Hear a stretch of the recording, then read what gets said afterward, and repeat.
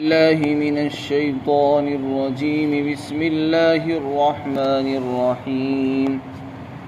ياسين والقرآن الحكيم إنك لمن المرسلين على صراط مستقيم تنزيل العزيز الرحيم لتنذر قوما ما انذر آباؤهم فهم غافلون. سورہ یاسین مکی صورتوں میں سے ہے. بسم اللہ الرحمن الرحیم. شروع کرتا ہوں اللہ کے نام سے جو بڑا مہربان اور نہایت رحم والا ہے. یاسین متشابہات میں سے ہے جس کی مراد اللہ کو معلوم ہے. اور قسم ہے حکمت سے بھرے ہوئے قرآن کی، اور اس قرآن کی جو محکم ہے. یقیناً اے پیغمبر آپ رسولوں میں سے ہیں اور آپ سیدھے راستے پر قائم ہیں، اور یہ قرآن اس ذات کی طرف سے اتارا جا رہا ہے جو زبردست ہے، غلبے والی ہے اور رحم کے اندر بھی کامل ہے، تاکہ آپ اس قرآن کے ذریعے سے ایسی قوم کو ڈرائیں جن کے باپ داداؤں کو قریب زمانے میں عرصہ دراز سے نہیں ڈرایا گیا، چنانچہ وہ لوگ غافل ہیں. یہاں سے سورہ یاسین شریف شروع ہو رہی ہے. یاسین مکی صورتوں میں سے ہے. حدیث پاک کے اندر آتا ہے، اللہ کے رسول صلی اللہ علیہ وسلم نے فرمایا ان لکل شیء قلبا وقلب القرآن یاسین، کہ ہر چیز کا ایک دل ہوتا ہے، اسی طرح قرآن کریم کا بھی دل ہے اور وہ یاسین شریف ہے. قرآن کریم کو یاسین شریف کو قرآن کریم کا دل کہا گیا ہے. جیسے انسان کا دل ہوتا ہے، بغیر دل کے انسان زندہ نہیں رہ سکتا ہے، اور دل صحیح ہوتا ہے اس کے اعضاء درست ہوتے ہیں. اسی طریقے سے اس صورت کے اندر چونکہ اللہ تعالیٰ نے آخرت کے عقیدے کو بیان فرمایا ہے، قیامت، حشر اور نشر کے عقیدے کو بڑی تفصیل کے ساتھ اور فصاحت اور بلاغت کے ساتھ بیان فرمایا ہے، اس لیے یہ قرآن کا قلب اور دل ہے. جیسے انسان کا اگر دل صحیح ہوتا ہے تو بدن بھی صحیح رہتا ہے. بدن کی صحت دل کے صحیح ہونے پر موقوف ہے. جب دل خراب ہو جاتا ہے تو بدن بھی بیکار ہو جاتا ہے. اسی طرح انسان کا ایمان ہے، انسان کا اعمال ہے. ہمارا ایمان جب ہی صحیح ہوگا جب ہمارا آخرت پر ایمان درست ہو. اگر ہمارا آخرت پر ایمان درست نہیں ہے تو پھر ہمارا ایمان بھی کامل نہیں ہے، نہ ہمارا ایمان درست ہے. کیونکہ آخرت کا جو خوف ہے وہ انسان کو عمل کے لیے مستعد کرتا ہے. خوف آخرت، اللہ کے سامنے پیشی کا یقین، اللہ کے سامنے حاضری کا ڈر، یہ ایک ایسی چیز ہے جو انسان کو ہر عمل پر چلاتا ہے، کھڑا کر دیتا ہے. کوئی پولیس نہیں ہے ہمارے پاس، کوئی قانون کا زور نہیں ہے، کوئی دباؤ نہیں ہے کسی کا، کوئی ہمیں زبردستی نماز پڑھانے والا نہیں، لیکن ہم نماز پڑھ رہے ہیں، اللہ کے حکم پورا کر رہے ہیں. کیوں کر رہے ہیں؟ کوئی پولیس نہیں ہے، نہ کوئی قانون ہے، نہ کوئی حکومت ہم سے کہتی کہ نماز پڑھو. اگر کوئی طاقت ہے تو وہ آخرت کا ڈر اور خوف ہے، اور کچھ نہیں. تو یہ آخرت کا ڈر اور اللہ کے سامنے پیشی اور جواب دینے کا جو ڈر ہے، یہ انسان کو ہر عمل کے لیے تیار کرتا ہے. یہی انسان کو حرام کاموں سے روک رہا ہے. اگر یہ آخرت کا ڈر دل سے نکال دیا جائے تو کوئی بھی آدمی نماز نہیں پڑھے گا، نہ کوئی حرام کاموں سے بچے گا. ایک انسان رات کے اندھیرے میں اور تنہائی کے اندر، مکان کی تنہائی میں اگر گناہ سے بچ رہا ہے اور اس کو بچانے والی کوئی چیز اگر ہے تو وہ آخرت کا خوف ہے. اور اگر کوئی تنہائی کے اندر اللہ سے نہیں ڈرتا ہے، گناہوں سے نہیں بچ رہا ہے، اس کا مطلب یہ کہ اس کے دل میں خوف آخرت نہیں بچا ہے، اس کو آخرت کا استحضار نہیں ہے، اس لیے وہ حرام کاموں سے نہیں رک رہا ہے. تو تنہائیوں کے اندر جو چیز ہمیں دین پر چلاتی ہے وہ آخرت کا خوف ہے، خوف آخرت بہت بڑی چیز ہے، اور یہ ہمارے ایمان کا ایک اہم ترین رکن ہے۔ قرآن میں جہاں اللہ نے بہت سے مضامین بیان کیے، عقیدہ توحید اور رسالت، اسی طرح آخرت کو بھی اللہ نے تفصیل سے بیان کیا ہے۔ اس صورت کے اندر اللہ نے آخرت کو بہت تفصیل کے ساتھ بیان کیا ہے۔ قبر کے عذاب کا ذکر ہے، آخرت میں دوبارہ زندہ ہونے کا، حشر نشر کا، قیامت کا تفصیلی بیان ہے، اس لیے اس کو قلب کہا گیا ہے۔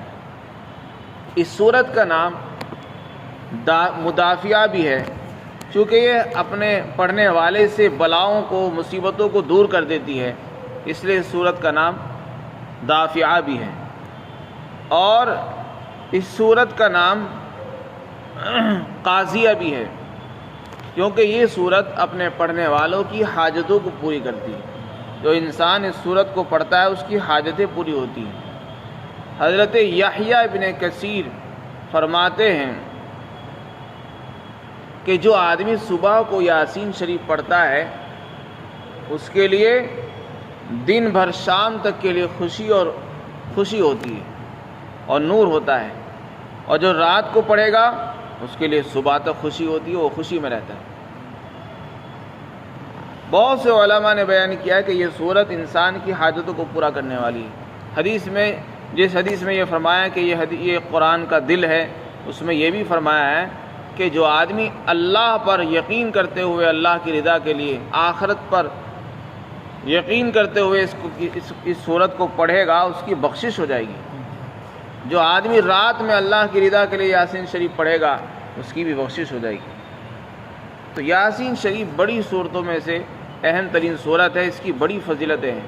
اللہ کے رسول نے فرمایا اقرؤھا عند موتاکم، کہ اپنے مردوں کے پاس اس کو پڑھا کرو۔ جو لوگ قریب المرگ ہیں، مرنے کے قریب ہیں، ان کی روح نکل رہی ہے، تو روح نکلنے میں اس میں آسانی ہوتی ہے۔ احادیث میں آتا ہے کہ جب یہ مردوں کے پاس پڑھی جاتی ہے تو اللہ ان سے عذاب کو کم کر دیتے ہیں، اور مردوں کے روح کے نکلنے میں آسانی ہوتی ہے، اور انسان اگر مشکلات کے وقت پڑھے تو مشکلات آسان ہو جاتی ہیں، مصائب دور ہوتے ہیں، حاجتیں پوری ہوتی ہیں۔ تو یہ صورت، اس کے بہت سے نام ہیں اور بہت سے اس کے کام بھی ہیں، بہت سے اس کے فائدے اور برکتیں خیر ہیں۔ اس کی وجہ سے خیر اور برکتیں انسان کی پورے دن کی حاجتیں پوری ہو جاتی ہیں۔ اگر صبح میں پڑھ لی جائے دن بھر انسان سکون کے ساتھ، عافیت کے ساتھ رہتا ہے۔ تو یاسین شریف کا اہتمام کرتے رہنا چاہیے۔ یاسین بڑی اہم صورتوں میں سے ایک صورت ہے۔ اللہ تعالیٰ نے قرآن کریم کی قسم کھا کر فرمایا کہ قسم ہے قرآن کی جو حکمت سے بھرا ہوا ہے۔ اللہ نے اس میں حکمتیں رکھی ہیں، آیات بھی اس کی محکم اور مضبوط ہیں، مستحکم ہیں۔ فرمایا آپ بے شک رسول ہیں۔ یہ بات کیوں کہی گئی؟ کیونکہ کفار مکہ نے یہ بات کہی تھی، لست مرسلا، آپ رسول نہیں ہیں۔ جناب رسول اللہ صلی اللہ علیہ وسلم نے اپنے نبوت کا دعویٰ کیا کہ میں نبی ہوں، میں نبی بن کر آیا ہوں، میرے پاس اللہ کا کلام آ رہا ہے، تو لوگوں نے آپ کی نبوت کو ماننے سے انکار کر دیا، آپ کی رسالت پر ایمان نہیں لائے، بلکہ رسالت کو چھوڑ دیجئے قرآن پر بھی ایمان نہیں لائے، قرآن کو بھی اللہ کا کلام ماننے سے انکار کر دیا۔ تو اللہ نے دونوں باتیں ثابت فرمائی اور یہ کہا کہ یہ لوگ مانے یا نہ مانے، ان کے ماننے نہ ماننے سے کوئی فرق نہیں پڑتا، جب میں آپ کے نبی ہونے کی گواہی دے رہا ہوں تو تمہارے لیے میری شہادت کافی ہے۔ فرمایا تم رسول ہو، میں کہہ رہا ہوں، میں بنانے والا میں ہوں، بننے والے تم ہو، کوئی تیسرا آدمی یہ کہے کہ آپ نہیں ہو تو اس کو کہنے سے کچھ فرق نہیں پڑتا، اور میں کہہ رہا ہوں کہ آپ سیدھے راستے پر ہیں، وہ آپ کو بتائیں کہ آپ گمراہ ہیں، بھٹکے ہوئے ہیں، ان کے کہنے سے کچھ نہیں ہوگا۔ ان علی صراط مستقیم، فرمایا آپ سیدھے راستے پر ہیں اور اس کی میں شہادت دے رہا ہوں۔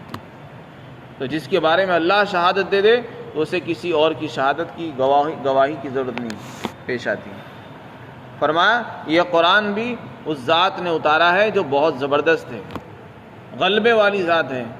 اس میں اللہ نے خبردار کر دیا کہ جو لوگ قرآن کا انکار کر رہے ہیں، قرآن کو اللہ کا کلام نہیں مانتے، انہیں نڈر نہیں ہونا چاہیے، ڈرتے رہنا چاہیے۔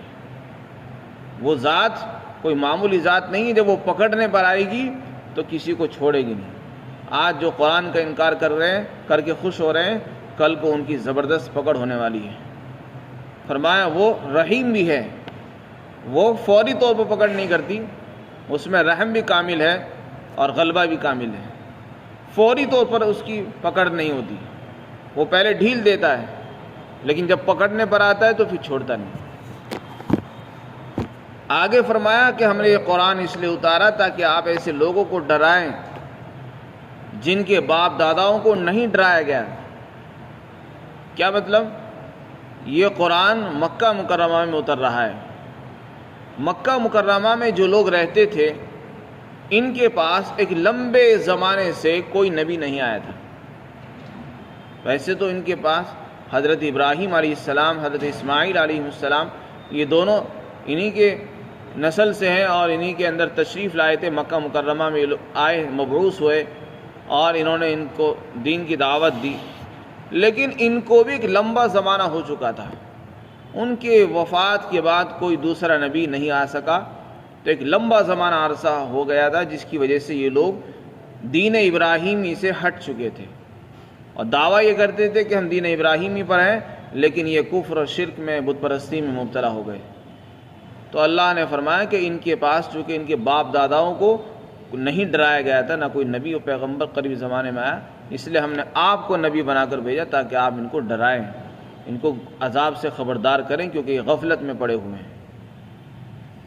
ماں کو اگر نافیہ مان لیں تو اس صورت میں اس کی یہ تفسیر ہوگی، اور اگر ماں مصدریہ ہو تو اس صورت میں مطلب یہ ہوگا تاکہ آپ ایسے لوگوں کو ڈرائیں جیسے ان کے باپ داداؤں کو ڈرایا گیا تھا، تاکہ آپ قوم کو اس طرح ڈرائیں جیسے کہ ان کے باپ داداؤں کو ڈرایا گیا تھا، تو اس صورت میں ماں نافیہ نہیں ہوگا۔ پھر یہ نہیں کہا جائے گا کہ ان کے پاس کوئی نبی نہیں ہے، مطلب یہ ہے کہ جیسے ان کے باپ داداؤں کو ڈرایا گیا اسی طرح آپ بھی ڈرائیں ان کو، یہ لوگ غفلت میں پڑے ہوئے ہیں۔ تو قرآن کریم کا مقصد ہے انذار۔ رسول اللہ صلی اللہ علیہ وسلم نے بھی قرآن کے ذریعے سے لوگوں کو، امت کو آگاہ کیا۔ اب ہماری ذمہ داری ہے، علماء کی ذمہ داری ہے، نائبین، وارثین انبیاء کی ذمہ داری ہے کہ قرآن کے ذریعے سے امت کو خبردار کریں، انسانیت کو آگاہ کریں، آنے والے خطرات سے ان کو آگاہ کرنا، عذاب سے ان کو خبردار کرنا، ڈرانا، یہ بھی انبیاء علیہم السلام کا کام ہے، ان کا مشن ہے۔ اس مشن کو ہمیں آگے بڑھانا اور اس میں حصہ لگانا یہ ہم سب کی ذمہ داری ہے۔ انبیاء علیہم السلام اسی کام کے لیے آیا کرتے تھے۔